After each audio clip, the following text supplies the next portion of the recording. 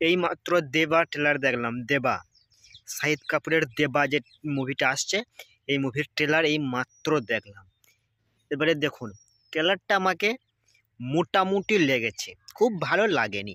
তবে হ্যাঁ, শাহিদ কাপুরের পারফর্মটা ছিল অসাধারণ, দমদার একটা পারফর্ম দিয়েছে ট্রেলারে, বুঝে গেল। এবারে বলি, মুম্বাই পুলিশ ওটাকে কপি করছে। দেবার ট্রেলার দেখে এটাই মনে হলো মুম্বাই পুলিশকে কপি করেছে, ঠিক আছে। এটা কিন্তু আমার মনে হলো যে মুম্বাই পুলিশকে এই মুভিটা কপি করেছে, ফ্রেম টু ফ্রেম কপি।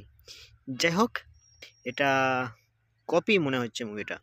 তো যাই হোক, সেটা বড় কথা নয়, কপি হলেও মুভিটা ভালো হতে হবে, বুঝতে পেরেছেন।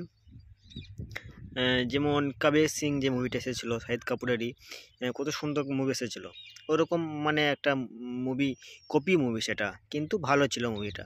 এটাও কপি মুভি, কিন্তু যেন ভালো হয়, এটা হচ্ছে মেন কথা। কপি বিষয়টা খুব একটা খারাপ নয়, কিন্তু কপিটা হতে হবে যেই জিনিসটার উপরে কপি করছে অরিজিনালটা, ওই অরিজিনালের থেকেও ভালো হতে হবে, বুঝতে পেরেছেন, তবেই মুভিটা ভালো হবে, তাই না।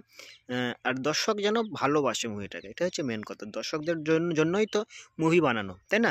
তো দেবার ট্রেলারটা দেখুন, মুম্বাই পুলিশকে কপি করছে, তো ট্রেলারটা কিন্তু খুব একটা ভালো হয়নি। ট্রেলারটা মুম্বাই পুলিশকে কপি করেছে এই দেবার ট্রেলার।